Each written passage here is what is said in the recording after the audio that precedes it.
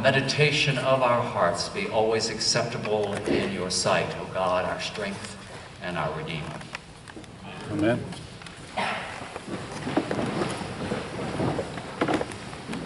When I first sat down to look at today's gospel, thinking about preaching, I was so relieved that it didn't come up in the lectionary last month when, as a parish, we were focusing on self-control as a gift of the Spirit. I thought, now how would I have dealt with that? So I dodged one there. And then I got serious and said, now what is the fruit of the Spirit this month? Oh, kindness. And here we have whips of cords and overturned tables and Jesus said, not a soft voice.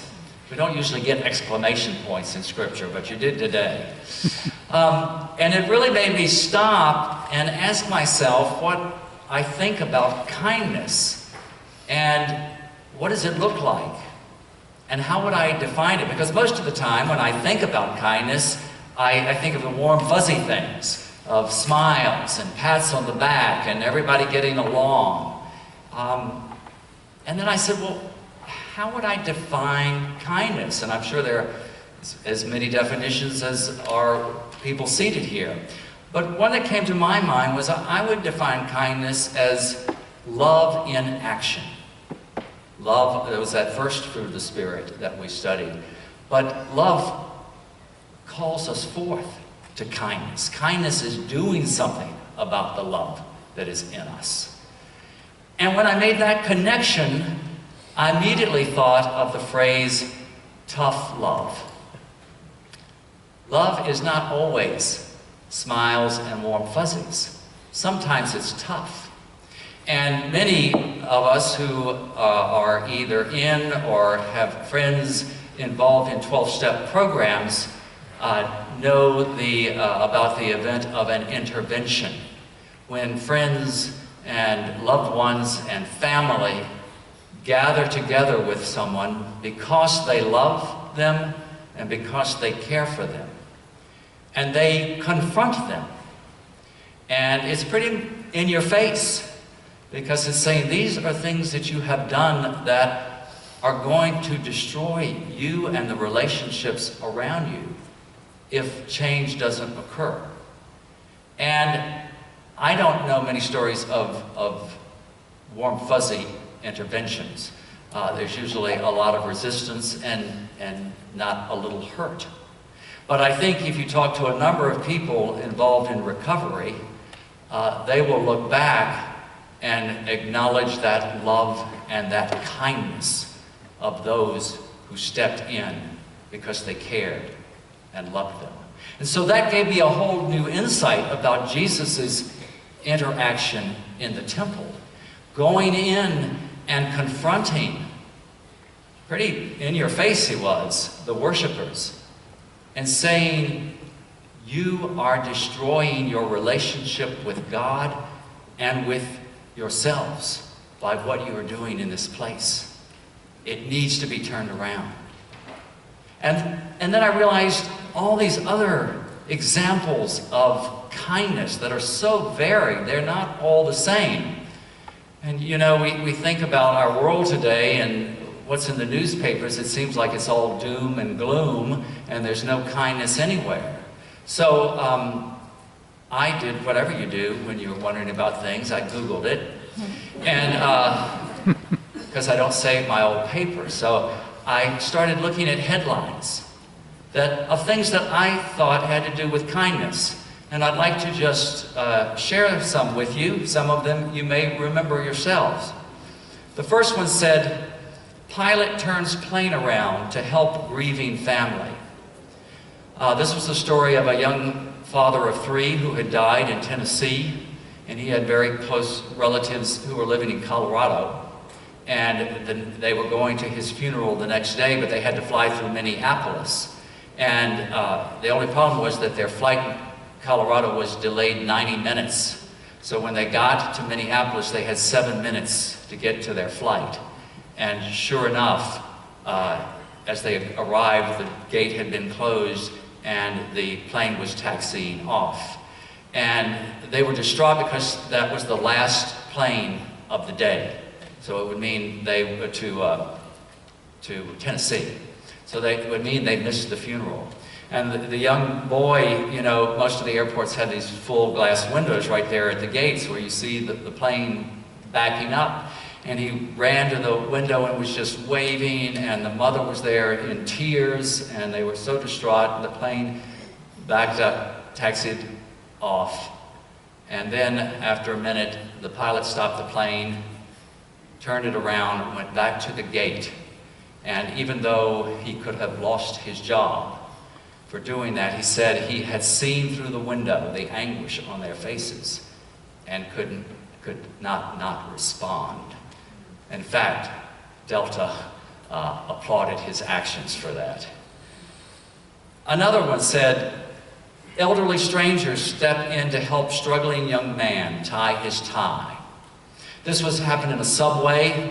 A young African-American male was dressed to the nines, but he didn't know how to tie the tie. And he just kept trying and couldn't even begin to do it.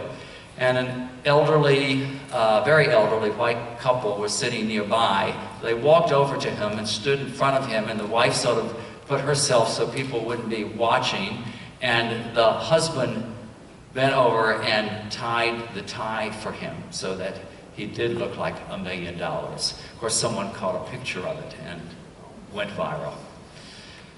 Kindness.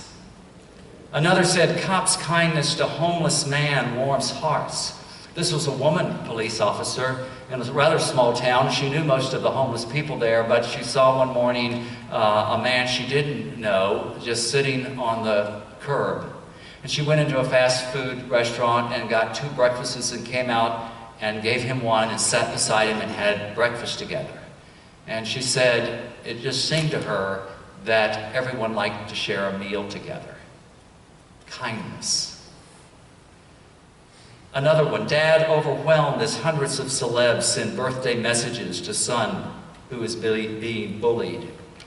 This man's son had one particular tormentor who just continually undermined his self-esteem and said that nothing he did was as good as what the bully could do, nothing he had was as good as what the bully had, and his birthday was coming up and he would be a loser on his birthday, and the dad was just distraught over this, couldn't make his son feel better, so he tweeted and said, I know this is a strange request, but does anybody know a celebrity that might be willing to send a birthday message to my son?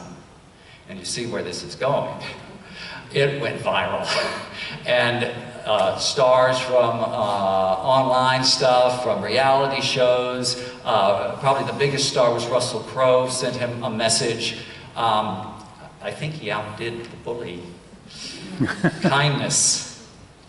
Many of you will remember this headline, Muslims hand out roses on London Bridge in gesture of love and solidarity. Remember after the terrorist attack on London Bridge, the local Muslim community felt powerless and wanted to do something, so they just bought roses and handed them out to people passing by.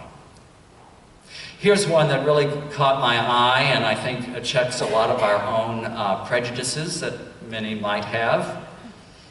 Trump voter leaves a $450 tip for black waitress along with a moving note. There were 4 guys who had voted for Donald Trump, and when he won, were so excited they decided to fly to Washington. They got there for the inauguration, and they were walking along pretty hungry, and they said, let's just go to this restaurant. They went into a restaurant. It was owned by African American. It was very much part of their identity, murals on the wall about social justice, pictures of Obama, and one of them turned to the guy who was going to pay the bill and said, you know, you might want to take off your cap that says Make America Great Again. And he left it on. They had a meal. This African-American waitress served them. And at the end, when the bill came, it was $72, he wrote a note on it. And he said, we may come from different cultures, and we may disagree on a number of the issues, but if everyone shared their smile and had the kindness that you do, this would be a better world and we'd be one people. And he wrote in a tip for $450. Kindness. Man builds tiny house for homeless woman sleeping in the dirt. This was someone who had been homeless for over 3 years. She was sleeping in a lot around the corner of his block. He had actually met her and had helped her collect recyclables from his house. And then he was a handy kind of guy, and he was watching a YouTube video on how to build tiny houses. And he thought, well, I can do this, except there was no place to do it, so he just went out on the street. And he talked to the police, and they said, well, you know, if it can be moved every 72 hours, we don't have any trouble with it. And so he built it on wheels. It was no bigger than this and like this. And it had window in it. It had shingles on it. It had a door with 2 bolt locks on it and keys, and a sign on the front that said, "Home Sweet Home." And this woman had a place of her own for the first time in 3 years. And then, lastly, some headlines that we remember oh so well. 2 killed in Portland while trying to stop anti-Muslim rant. And one connected to that, surviving victim of Max train attack got critical medical aid from 4th Samaritan. You know, Jesus said, which is kindness is love in action. Jesus said, no one has greater love than they who lay down their life for a friend, not to mention stranger.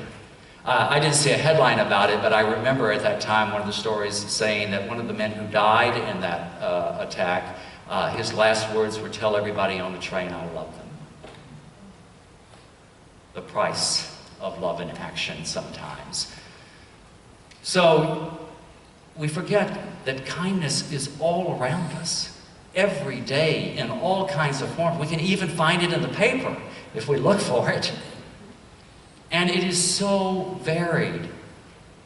It can be as simple as responding to a family in grief, or helping someone with an everyday easy task. It can be taking the time to sit down with somebody and have a meal. It can be as simple as sending a birthday wish. It can be handing out flowers to people you've never met. It can be writing a note on a bill and giving a tip. It can be using what you do for fun to change someone's life. And it can be laying your life on the line, not knowing if you'll live or die. It can also be having the courage to gather and confront around a friend to save their life. It can be being bold enough to walk into the temple and saying, "This has got to stop. You're on a path of self-destruction." All that we do during this season of Lent, in our actions of self-control, and our fasting, and our going to study groups, and our praying stations of the cross, is meant to lead us, to open our hearts up to the Spirit's gift of love, and the Spirit's gift of love in action, of kindness. Just as our psalm that we recited reminds us, and our choir in a little while will remind us again through the glorious strains of Joseph Haydn. Just as the heavens are telling the glory of God, so simple and profound acts of kindness are telling the glory of God. Ever as much as the stars, they display the firmament. Amen.